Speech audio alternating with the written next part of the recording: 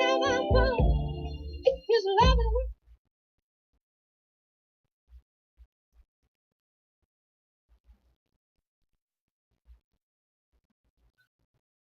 This is a demonstration of Ustream Producer.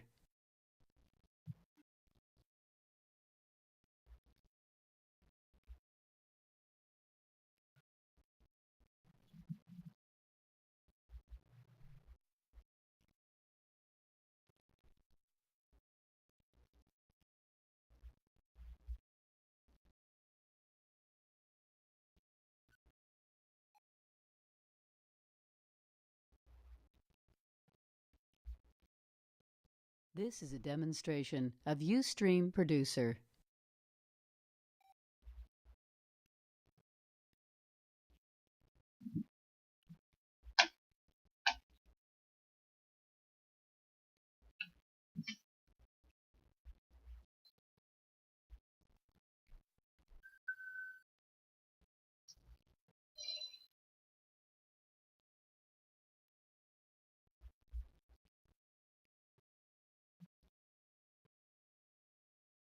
This is Well, good morning, everybody. And it is, Producer. it is, as Rita says, it's something I can feel. I can feel it because it's 360 Performance at KUHSdenver.com.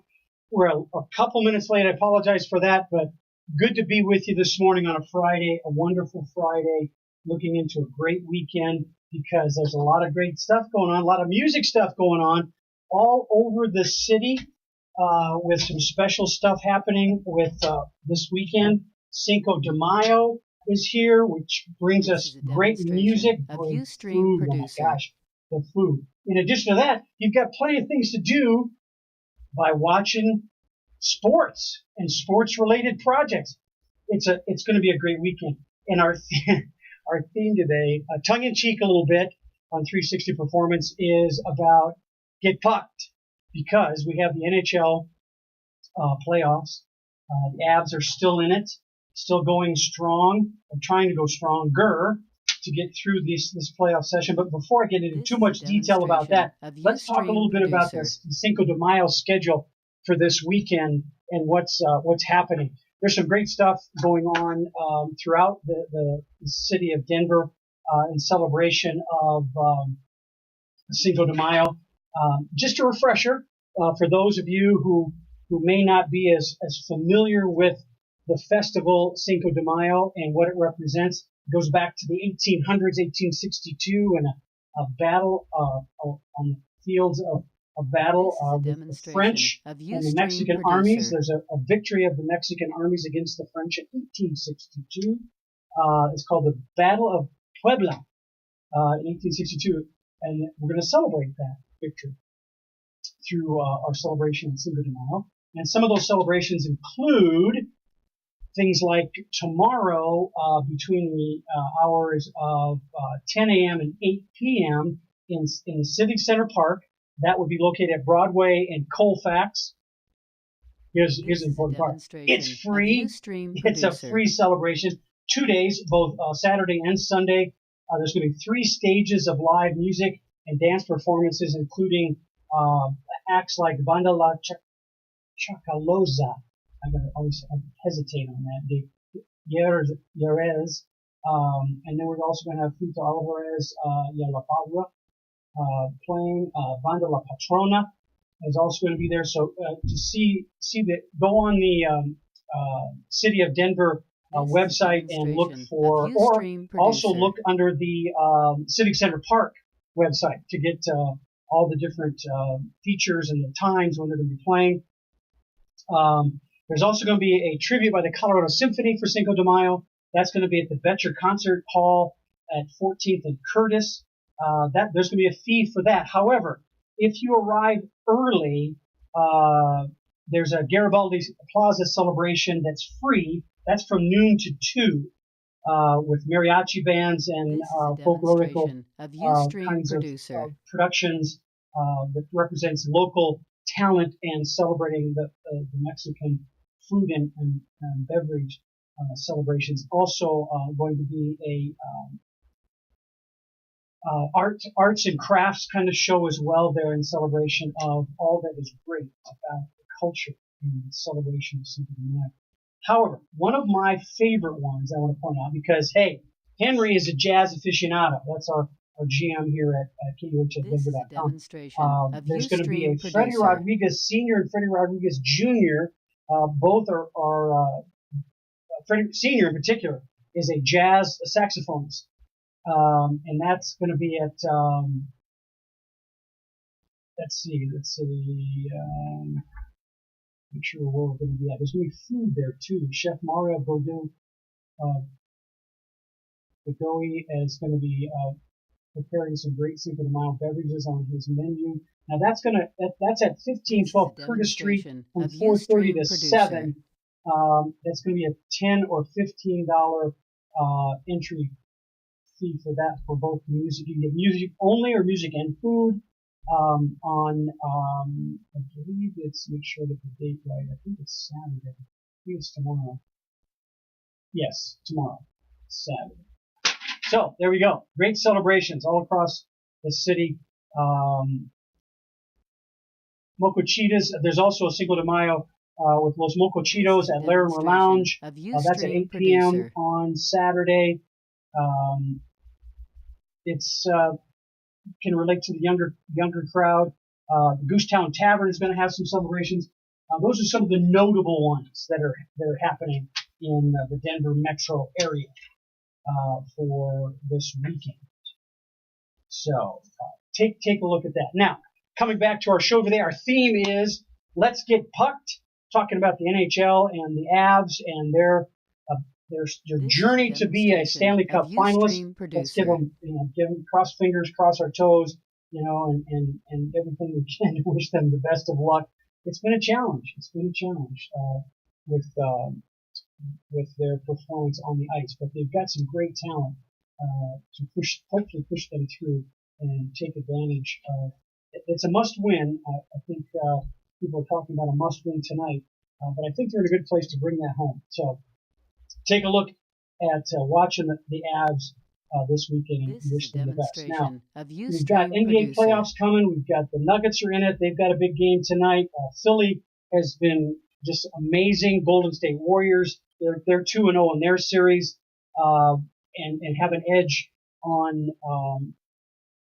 who they're playing against. Boston is also out there. People are wondering, who's going to come away with the win with regard to Boston. Boston is not the favorite. I kind of disagree. I understand I'm a childhood favorite and fan of Boston Celtics, have been for years. But that being said, you got to give the Bucks some credit. They've got some powerful folks on their team, and I think there's two things that are consistently coming clear to me regarding the NBA Finals. One is bench play. The second one is the talent on the floor at any given time. Now, I say it that way because I'm going to talk a little bit about coaches and the coaches' influence in the mental conditioning area, the environment. And coaches have a lot to say, but I disagree with one of my colleagues, and I'll tell you who I disagree with when we get to that segment of our show. But I don't know, Milwaukee. It's bench play, and I tell you what, if Boston's bench steps up, they could take the series from Milwaukee. There's going to be a critical game this weekend to see who's going to take a dominant position in the series between Milwaukee and Boston. But let's talk about standouts. I've got a special segment that I'm going to in addition to our segments that I'm going to present to you every week. That's called standouts. And if you watch our social media feed, you'll see some comments about standouts that I'll put out there for you to take a look at. And one of those standouts, now, if you watch the Nuggets at all, this gentleman is a standout because he takes it a tough hit, actually twice on a foul shot. Torrey Craig gets an elbow in the nose, which I don't think is the actual contact that caused the break of his nose, but as he fell to the ground, a teammate was running away, and as he lifts his foot up, his heel connects with Torrey's nose and gets him. And that's, the trainers were commenting about the amount of blood that was coming out of this kid's nose. Now, that being said, They packed his nose, put the plastic shield on him, and he played the next game. Now I've been at his place This is a in his shoes demonstration of with stuff in my Ustream nose trying Producer. to breathe. And I've talked about this before. Breathing in through your nose, out through your mouth, it helps structurally align things. And it's more O2 than CO2 than breathing through your mouth. But the kid's got guts. He's a standout to me. Now, along with that, now you might find this contradictory, but one of the fights that was started, well, the only fight that was started in the last game with Portland was when Enes Kanter turned around, coming away This again, is a demonstration another of foul shot, Ustream Producer. or maybe it was out of bounds, but he turned around real quickly and was going back down the court. Well, right behind him was Torrey Craig, and Kanter's a big guy, and he just bowled over Torrey Craig, and Torrey landed on the floor again. And any quick movement of your head when you're packed with all that gauze in your nose, that both of them are standouts for me. Now, you might disagree with me about why and how that This is a Enes demonstration Kanter of could be a Ustream standout for Producer. Portland Trail Blazers with that particular example I used. Well, it wasn't just that. He was a key element to them creating this equal in the series, one game apiece between the two. And he's also a standout because he is, I guess in simple terms, he's an immigrant. And he's looking to get a U.S. passport. Turkey is after him. They want to arrest him. They think he's some kind of subversive of Ustream Producer. Muslim ties and being connected with a Muslim cleric who's kind of a subversive antagonist in Turkey. And point after point after point, Kanter has denied any of that involvement. And his Turkish passport has been withdrawn. So he's basically exiled to the United States, to the point where when he was with the New York Knicks, he would not go. The Knicks had an overseas game, and they also had a game in Canada. Oh, I'm sorry. It was with Portland. They're going to go to Canada. He did not go. He will not leave the boundaries of the United States in fear of somebody from Turkey actually, stopping him at the border and getting control of him. So I think he's a standout just for that, with his own beliefs and really moving forward with that. Another standout that's, again, basketball. I don't want to hone in on basketball. I've got some other standouts that aren't necessarily basketball players, but it's been this week took over. Basketball took over the players being notables. And Joel Embiid from the 76ers. And Joel, he looks to me like another version of Jocko with the Nuggets.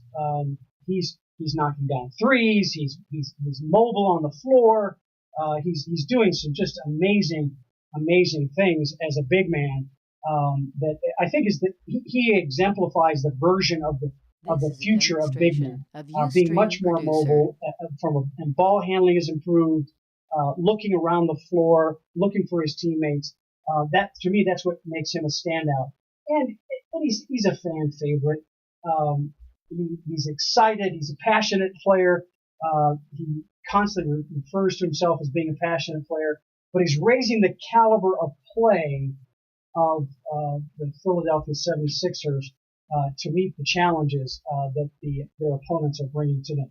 I look at them being, oh boy, I think they're going to take this series. Now, whether they're going to win the league championship or not is another story, and get to the finals of the NBA, that's a whole other story. Because people like saying his last name, he's with the Bucks. Giannis. I'll just call him Giannis A. His last name has got more vowels in it than you care to shake a stick at it. It's like 14 letters long. But he has had the entire season, and his performance. I wouldn't go as far as some are saying he's an MVP player. Well, he's an MVP caliber season. But if he gets to the finals, if the Milwaukee Bucks get to the finals, he's got to step up. And his play right now has been exceptional compared to others. but it's been average compared to himself. He's got more in him, and I'm wondering when that's going to show up and how consistently will he deliver that. This is a demonstration Because there's of other people Ustream like producer. Kyrie Irving, who's one of the Boston standouts. He's been playing consistently sensational for the Boston Celtics. It's going to be an interesting series between Boston and Milwaukee. And I think letting Giannis get his points is going to be key, because shutting down their bench with good team defense, that Boston has been really pretty consistent with their team defense. They keep that at that level or higher. That's where Boston's going to make the play on getting to the finals. Now, that being said, another standout for me is a guy that I watched diligently as he performed for the Boston Celtics back in his day. He's now the president and GM, Danny Ainge. Well, Danny had a mild heart attack this last week, and he's doing well. In fact, I think yesterday or today he's being released from the hospital to go home. But he's quite the NBA competitor and love of the sport. This is without question. His passion in the sport. I remember him getting many verbal matches and pushing and shoving matches with his teammates and competitors on the floor. But the other standout is not an individual as much as it is a group. It's Danny Ainge's fellow competitors and NBA teammates like Larry Bird, Magic Johnson, who quickly stepped up and shared their desire to help and in hopes that he's going to feel better and get better quickly. This is a demonstration of Ustream producer. Boston's in it. They got a chance to go to the finals. They continue to play well. But those are my standouts for this week. And my comments about all of them and the standouts was for our mindset segment, because it's getting ready for a championship setting. It's really the essence of that is how do you get your mindset ready to compete. And with taking Danny Ainge's example, he's got to compete now. His health, he's got to compete perhaps with his own self, his own discipline, and making changes and following doctor's instructions. Listen, I'm facing that myself. It's not an easy task. So setting your mind up to win at all the levels necessary to be well represented as an individual, as a human being, is important. Whether it's your health, your mental state, your mindset, getting up every morning, as I talk about, remove the negatives. Take a look at what's in front of you and remove the negatives, and then excel from there with your plans and your intentions. And speaking of that, do you have your mint in your julep? Your mint julep? Have you minted your julep?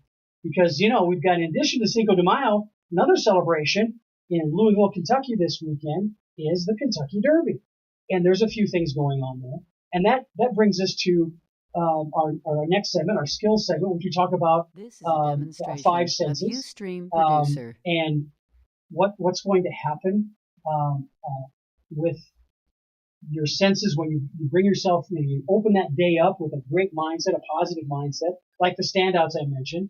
But then we talk about other environments that we want to think about our skill sets, our sense of smell, our taste, what we feel, what we see, what we hear.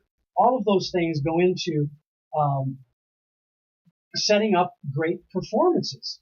And so I'm going to use the benches of the NBA teams and the stands and the track at Kentucky Derby as examples of being aware.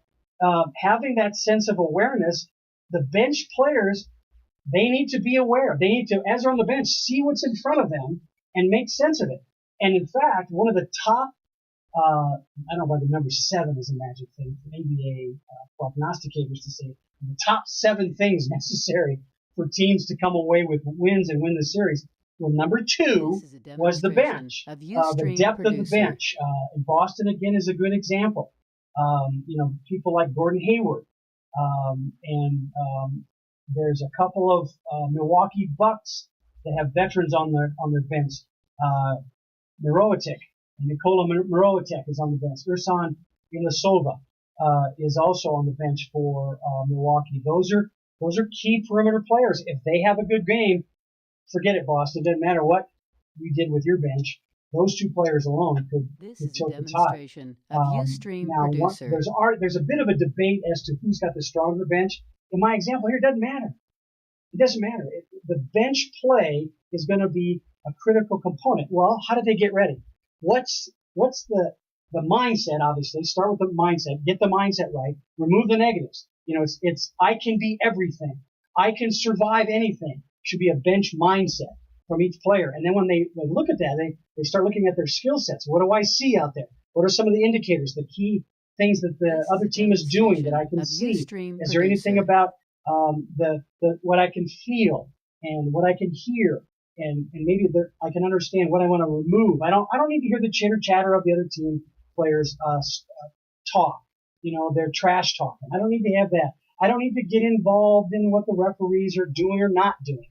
By the way, there's still more than enough calls by the officials about just crazy stuff that's going on. But the one thing I want to point out is as I look at the bench players' mindset and then look at their skills in trying to determine amping themselves up, getting that sense of arousal and that sense of awareness heightened, so that when they hit the scorer's table and they get let into the game, they're ready to rock, and they know precisely what they want to attack. In addition to what the coaches say, it's what they've understood from their own sense of the five senses they use to absorb the game before they get in.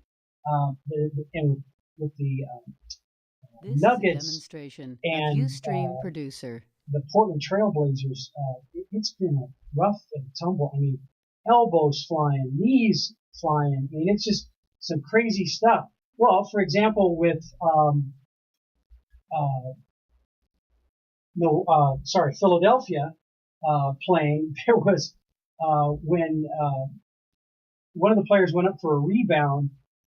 It was amazing how he got up in the air, and as he's getting the rebound, the player that had fallen down stretches his leg out, whips his leg out, and cuts the Philadelphia Phillies big man right out at the knees. I mean, literally right out at the knees. And that was an obvious foul, and that kind of stuff. Now, here's what's really interesting. The cameras followed the two guys, and the other referees in between them, thinking there's going to be a fight, And these guys know better. They know what's going on, and they know that everybody's playing hard. They're doing desperate type things to get the advantage if they can, and hope that they don't get caught. Well, Joel Embiid, he was the one who received the leg wet from the opponent and was tumbled onto the floor.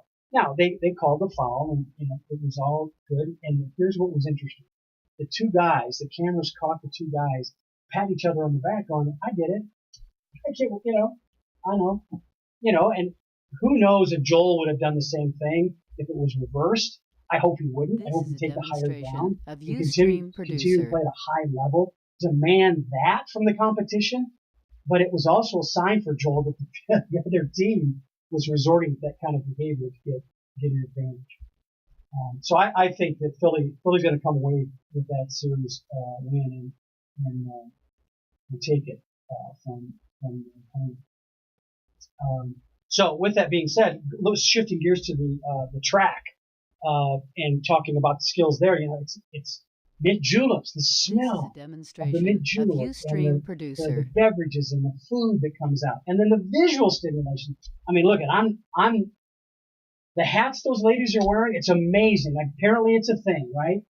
Certain kind of hat that you have to wear that is big and beautiful and colorful and just extraordinary. There's the sublime for the and the fashion conscious, and there's this stupefied, which they forsake fashion and they put movable objects on the hats and birds coming out of it and lots of floppers, and I'm so heavy that you'd have to be a Vegas showgirl to be able to pull it off. Those are the extremes. And then the gentlemen with the top hats and tails, and again, lots of mint juleps, lots of beverages. And the food and the fanfare. But the reality is, why are you really there? Horsemanship, the love of the event, and being present to watch these horses This take is a flight demonstration from the of start of Ustream the Producer. gates. Let me just, I have to count them. I don't remember how, because a couple horses scratched. So there's 1, 2, 3, 4, 5, 6, 7, 8, 9, 10, 11, 12, 13, 14, 15, 16, 17, 18 horses. And I think it's a field of 20, but 2 horses have scratched. Don't even need to know their names. They just scratched for whatever reason. But here's what's coalesced out of the horses that are the Win Play show. This is a demonstration of Ustream Producer. Tacitus is an 8-1 favorite to win. That horse seems to be the one picked to win. And then the next one to place is Improbable. No implication about the name versus the results. They're more likely probable. They're a 5-1 pick to win. But most have said the horse jockey combination puts them as a place to show, which this horse has been a favorite for a long time. But many that really know the deal and have been historically good pickers of the winner say, no. Roadster, 5-1 favorite. Don't pick them to win, but pick them to show. So that's the order. There's some other horses of note that are in the hunt. Higher odds if you really want to go crazy and pick a horse thinking you've got big odds to win some big money. The one that's been popping up quite routinely is Code of Honor. Has been popped up. That's a 12-1 shot. The really long shot is a 30-1, or is it Cutting Humor, 30-1. Now that's not me talking. That's my analysis of all the pontificators that have been out there saying, here's what you want to look at the Kentucky Derby for the best performer. Now, if you happen to want to go to the Derby, buying tickets in advance will cost $70. They go up to $75 at the window. Day of the race is $80. So the range of seating, if you buy in advance, is from $45 to $60. That's not a bad ticket price. What's probably more expensive is food and beverage when you get there. If you've been to events like I have, that's what happens. That's where they get you, the food and beverage. But it's amazing how if you're performing your skills, your senses are overloaded. There's just so many things to see: the smells, the sights, the sounds, visioning and seeing what's happening at the event can be a very big distraction for those that are performing. And believe it or not, even at the races, there are blinders they put on horses to keep them from being distracted by a herd of horses next to them. But just coming out of the paddock, there are those who believe that get the horse in and focused right off the bat because there's so much around them. The big hats and the feathers and the colors. Let's keep the horse focused on what the jockey wants them to do.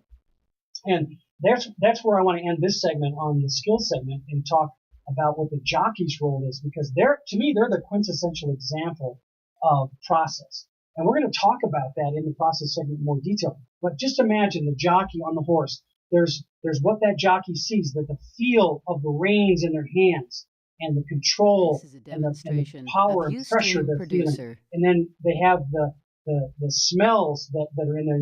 The horse gets amped up and they're breathing in through their nose and really launching it through and feeling the turf and their hoofs going into the turf. And if you've ever been at a racetrack, a horse racetrack, they do some amazing conditioning of the track. So it's soft but not too soft. It's firm but not too firm. So the horse is feeling comfortable throughout the race. Now, I'm hoping, as I say that, this is a demonstration of the horse has the better impact as a mudder. But all 5 senses are come into play with jockey and horse in synchronization with one another. We're going to talk about that when I get to the process part. When we talk about the jockey on the back of the horse communicating through their body, through their senses. But before I do that, let me just share with you some great stuff. Last week we had our show down at the NFL Draft, and we had a show support from This is a AvCare, which is demonstration headquartered of in Ustream Bowling Green, Producer. Kentucky, as well as having offices in Nashville and Pulaski, Tennessee. And their Germ Blog product is their germicidal sanitary hand lotion. It's non-alcohol, alcohol-free, so it's not going to dry your skin out. It's an amazing product. I love it because it helps protect me for up to 4 hours of all those wonderful, nasty, not wonderful, but those nasty germs that I'm wonderfully protected by Germ Block. It's just a small dab in your hand, feels like a lotion, and gives me 4 hours of protection from any of those people and things I want to touch that will transfer germs to me. I'm guessing that maybe the people on that cruise ship that they're quarantined because of the measles might have liked to have some of this stuff on when that happened, so they were protected. Another piece of protection is our Empower Body Care products, empowerbodycare.com. Remember, use my code LW010. This is a You go on their website of Ustream Producer. Get some real good quality, high quality CBD oil and body products. Their bath salts, body oil, and lotions, the CBD versions, are of the highest quality. I just recently went to some local stores and discovered there were some CBD products there. They're not certified. The products are not certified. This is great quality product. You'll get results. It will give you results from that soreness. As the slogan says, put it where it This is a demonstration of Ustream Producer. On to our next segment. It's as always, it's about mental conditioning, and because of what's going on this week, and there's so much activity from Cinco de Mayo to the Kentucky Derby to watching playoffs in the NBA playoffs. There's going to be some just amazing stuff going on with the NFL, with camp starting, the rookies. It's starting. Yeah, boys. Here we go. As of this week, and then next, the NFL draft has concluded, as we all know, and the rookies are showing up, and they're going to their rookie mini camps. Now, rookie mini camps aren't just about physicality. It's also about getting life skills, get your awareness of what's going on, like financial literacy, time management, enhancing your understanding of what it means to be an NFL rookie and your responsibility to your franchise, to your community, to yourself. Here's a short story from experience I've had with some of my athletes that were rookies at one time, and they're all sequestered in one hotel together, have a roommate, and there's curfews, there's guidelines and rules, and they're not going to come and watch you. They're not babysitting you. They're giving you the responsibility to take responsibility. So if you miss your curfew and you're not in your room, they're not going to come find you, but they're going to have bed checks and they're going to wake you up to make sure you're there. This is a demonstration if you of fail Ustream Producer. to show up because you decided to stay out beyond curfew, that's your call. But those are some of the things the rookies will be tested with.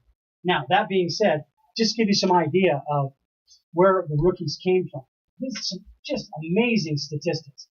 Can you guess who the top state is where NFL players come from as rookies? What would your guess be? Now, some might say, Texas. Nope. But Texas is in the top 5. That's for sure. Here's the top state, Florida. 34 of the players that were drafted came from Florida. Number 2 was Texas, 27. 27 players came from Texas. The number 3 state was California. Now that surprised me a little bit. I thought it might have been another state on the East Coast. Now the East Coast is prominent in the sourcing of players, with the exception of California.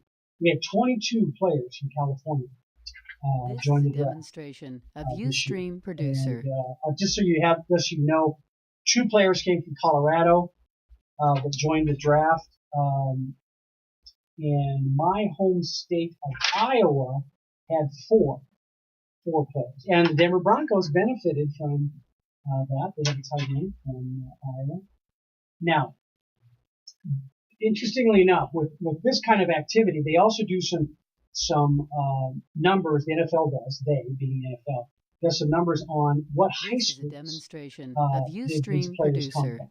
Well, the lead state for high schools is Texas.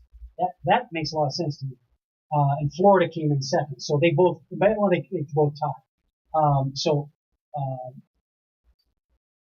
Allen High School in Allen, Texas, and Cocoa High School in Florida had 3 athletes. Then there was the next one was Oklahoma. The Booker T. Washington High School in Tulsa, Oklahoma, had This is a a couple of all demonstration players of come from there. Ustream Producer. Now, what that's done is the NFL has now started a NFL Legion's Youth Advisory Committee. Now, I read that statement. It's great. It's wonderful. It's bringing in some NFL legends, like Mark Brunell, Trent Dilfer, Maurice Jones-Drew, guys like that are coming in to support, get aligned with the high schools, encourage high school programs into the community at the NFL draft. There's a huge setup around the stadium This is a demonstration of Ustream Producer. at Nissan Stadium down in Nashville. It was wonderful. The programs for the kids and families to participate in. So these gentlemen, the NFL Legends Youth Advisory Committee is going to help promote those kind of things. Well, my first question is, what does that mean? What are they going to do? And give me answers to these questions. How is that going to happen? When is that going to happen? Now, I'm sure there's going to be answers to that as we come up, but my concern is it really touching the kids? Is it really going to benefit the kids and perpetuating a love for the game? And I'm asking these questions not just about NFL football. It just happens to be the NFL's coming out with a program for that. But I'm also asking the question, especially in light of the segment we're in mental conditioning, about environment. What's it going to do for these kids? And why? How is it going to help them? Now, these legends can be considered like coaches. So, as I said earlier, we're going to talk about the coach's influence on the environment.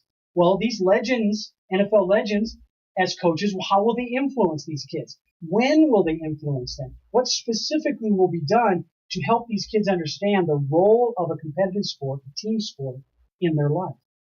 Well, let's take a current example in the NBA with the Nuggets.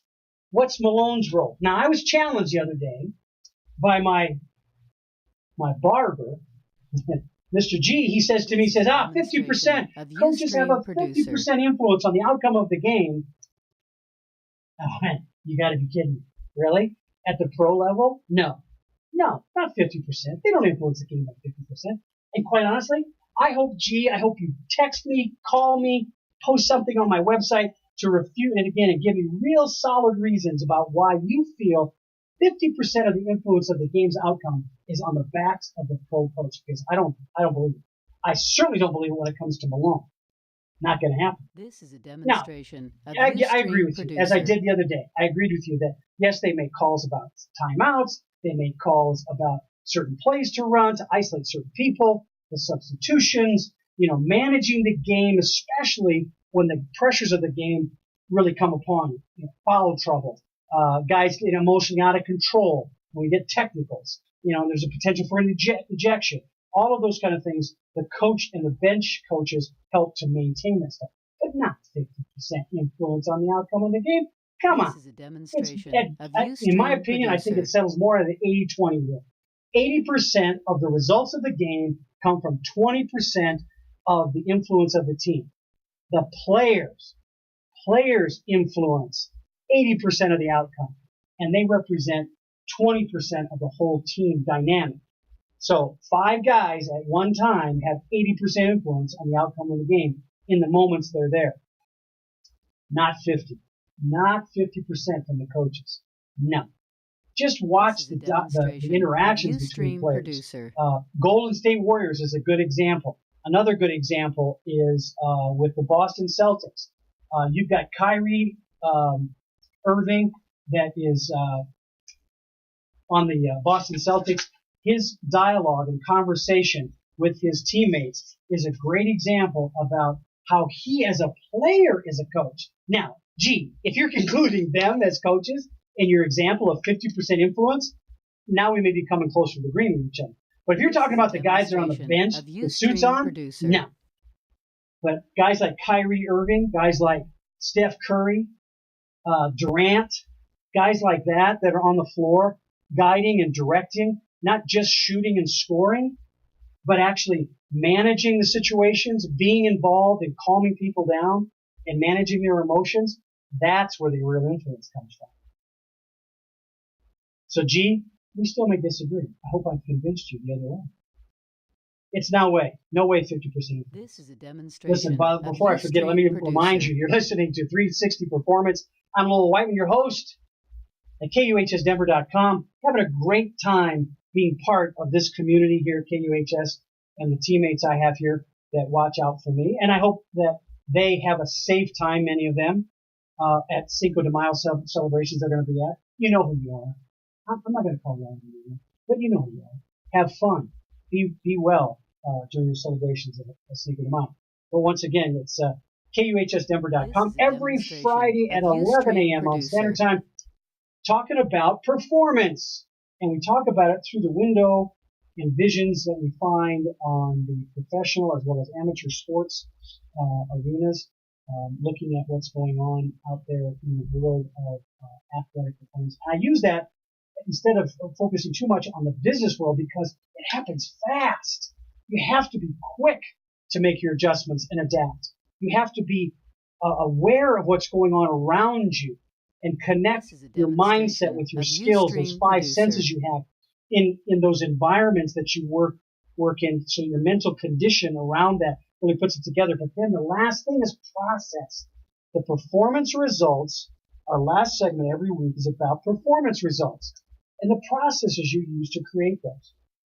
Now I'm going to focus on the races with horses and the jockey because I think that's a great example of really bringing in all of the pieces and the jockey and the horse connecting in all five of their senses and linking them together and being aware of their environment and the track and the horses next to them and the weather that surrounds them and the sounds and the things they see and keeping those all in check so that you can deliver that mindset that is controlling all that's positive and removing anything that's negative so that you can deliver. I mean, look at the jockey has this stick in their hand. They call it a crop. It's about 2.5, maybe 18 inches long. It may vary from jock to jock, but it's a short, quick thing that they can touch the withers of the horse and really tell them, here I am. Or they can bring it out and really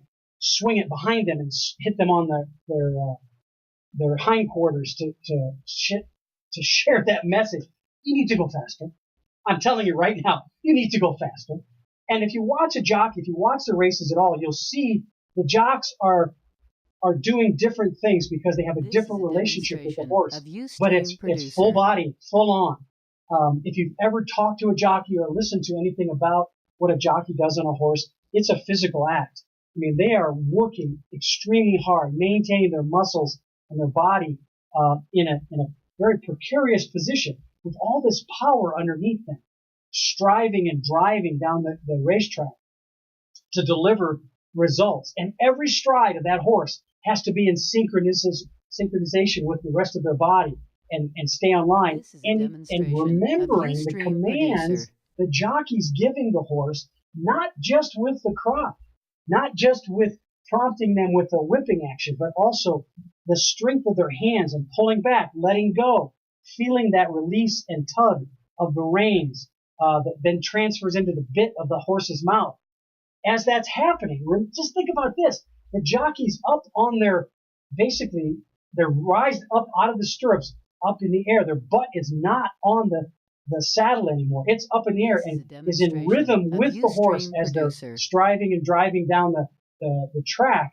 So it's a physical act that the jock is going through, but they've got contact with their feet and parts of their leg onto the horse, communicating a message about direction and delivery of power. You'll hear philosophies about how a jockey starts a horse out. Does he start him out early, or her? Just a male horse only, male and female. uh, This is a getting them demonstration out of early or holding Ustream them back Producer. or finding their position on the rail or outside the rail or in the pack.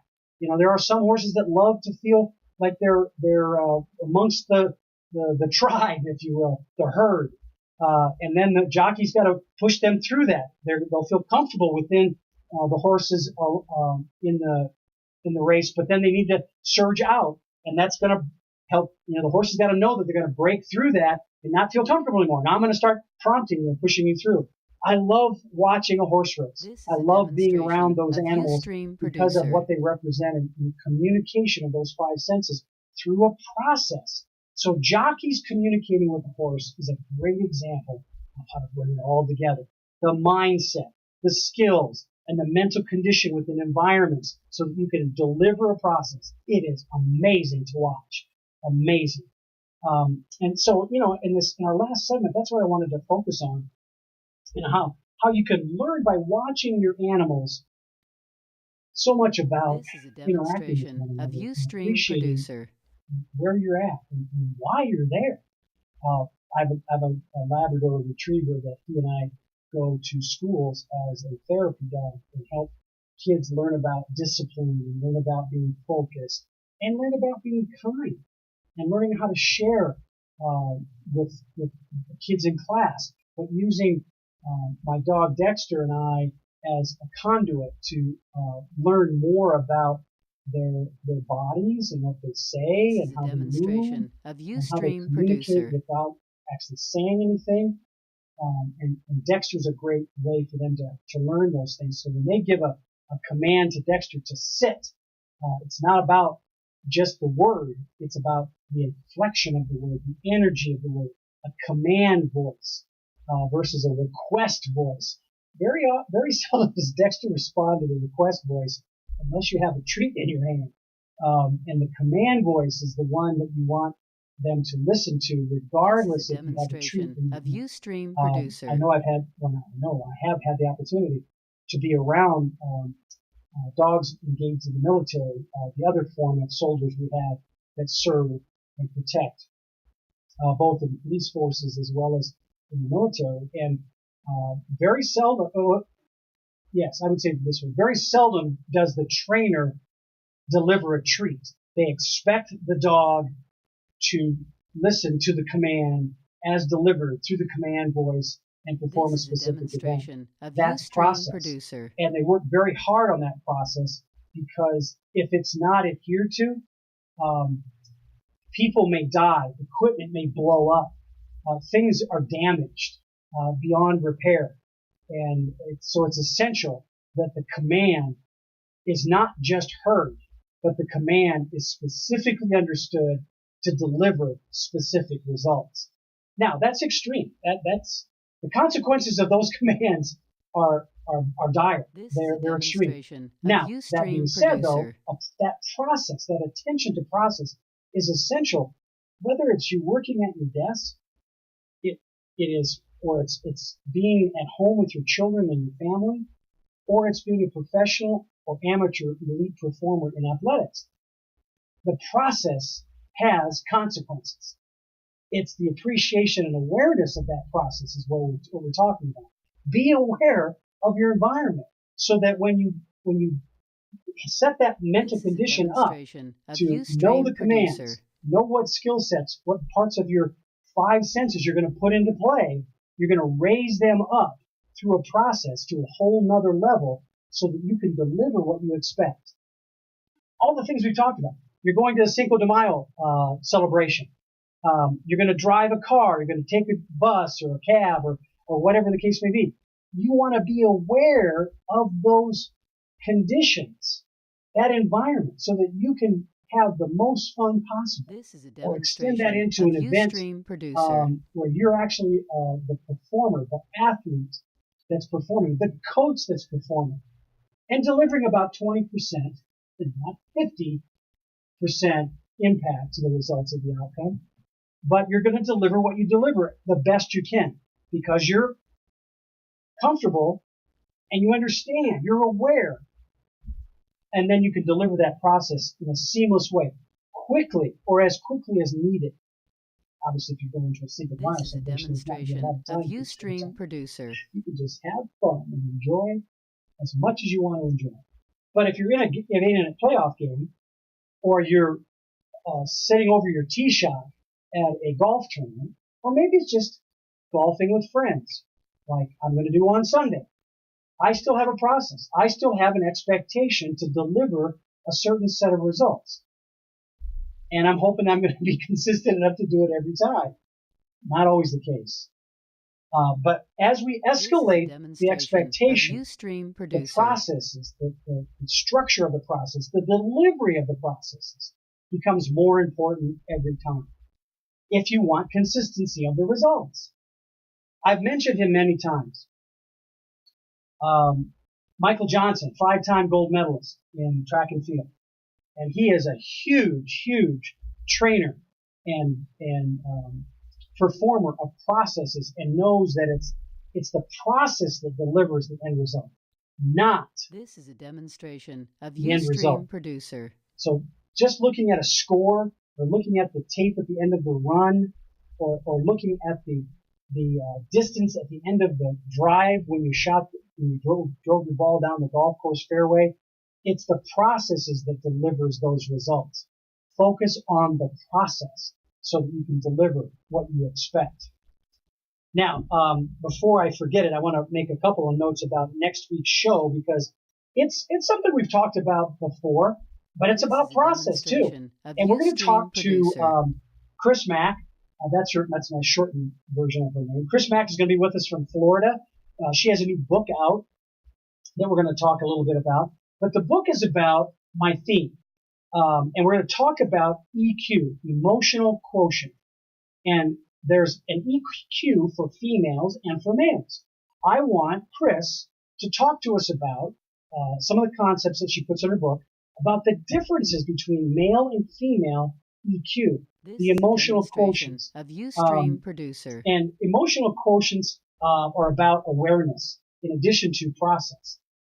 It's understanding and seeing in your world where you need to be sensitive and aware to the needs of others, in particular in the dynamics between female and male, and especially in the work world or in the athletic performance world. Even though right now most teams it's a male team or a female team. We're changing that a little bit. We're seeing more and more female participation in male-dominated sports. You've got female players that have, by their performance, gotten onto college football teams as defensive players. Typically, it's been thought, let's let the girls play, as a kicker. They can kick the ball. Now it's becoming more considerate, not actually overtly, aggressively accepting it and letting it come in, but more and more women are getting they're talented. They're going to test the envelope, push the envelope a little bit. So we're going to talk about that with Chris, and talk about her book and the differences. Compare the differences between female EQ and male EQ, and it basically comes down to attitude. To simplify it, get away from the science babble. It's about attitude. It's about your perception of the role of the female with the male in competitive situations. I know that if I'm facing a female golfer, they're going to put it in the fairway more than I am. It's just a reality. My male ego gets overwhelms me. I try to hit the ball harder and I screw things up. It's when I calm myself down, feel who I am, know who I am, feel comfortable in that, and deliver what I know I can deliver, I stay in play. I don't know I'm sure many women do, but I've met more women competitors that are much more in control of their emotions than I either give them credit for or I am myself. That's my admission for the day. Once again, thank you guys again for having taken the time to spend with me on air. I'm looking forward to our show next week with Chris. So that's enough about Chris. So as we wind up for today, let me point out some of the fans. Wendell, thanks again for joining us today and being with me, and everybody else that's out there listening to us and catching our show, 360 Performance on KUHSdenver.com. Now, with that being said, I also want to point out that I had some great help from my This is a AvCare colleagues demonstration of in Ustream Tennessee Producer. and Kentucky last week. I want to thank them again for their great support in the show. And check out their website, avcare.com. That's AVKARE, avcare.com. Check out their products, Germ Block and Enviro Cleanse. It's scientifically proven and tested in military hospitals and for-profit hospitals all over the country. It works, definitely works. So give it a shot and try it out. This is a demonstration of Ustream Producer. As I say that, I also want to make sure I point out that there are a lot of things going on in your communities. Be aware of all of the great programs that are available for your kids to participate in, but ask some questions. Here's some questions I want you to ask. What's it going to cost me? And when you ask the question about cost, there's going to be a number of levels of cost with camps and traveling teams and all that, those kind of things. So let's talk about camps. There's the transportation to the camp. There's the housing at the camp. There's food and beverage, which if you have kids like I've had kids, they eat well. So make sure you ask questions about that and what that's going to cost you and what you get for those costs, so that you're aware of the nutritional needs of your children. Ask for those needs to be fulfilled if it's part of the camp. To do that, if they don't supply those things, they may not be the right camp. Take a look at those. But most of the ones in Colorado of the college level camps, those are outstanding camps. CU basketball has some great camps for both boys and girls. CSU as well, some great programs up there with Coach Rhino up there at CSU, and his women's program has great camps with their players and coaches. And the CSU men's program as well. Take advantage of Coach Bobo and the CSU football programs. They have a number of different programs throughout the summertime for all different levels of desire and competitive skill. So take advantage of that and look for that. Ask questions about that. If there's differentiation by not just age, but also by skill level, to see what you can participate in.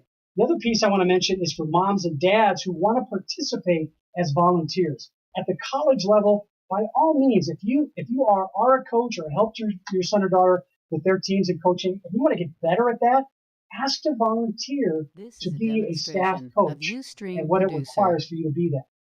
That will differentiate you from being just mom or dad and give you some additional skill and keep you current with what your kids are facing from their coaches both at camp and within the teams they play. So check cost, check skill level, but by all means, the last thing, as I've emphasized over and over again with CJ Granderson, have fun. Enjoy yourselves and have fun. We're going to say goodbye today. Have a great day wherever you're at. Enjoy Cinco de Mayo. Be safe. And by all means, every day, take a look and a listen at the rhythms and tunes at KUHSdenver.com, and on Fridays at 11 o'clock Mountain Standard Time. Listen up, people. I want you to listen to what we have to share with you on 360 Performance. I'm your host, Lowell Whiteman, on 360 Performance every Friday. Let me bring you back to Aretha Franklin.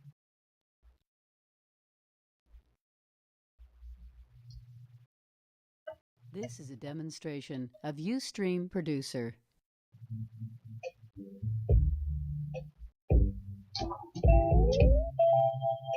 Sure.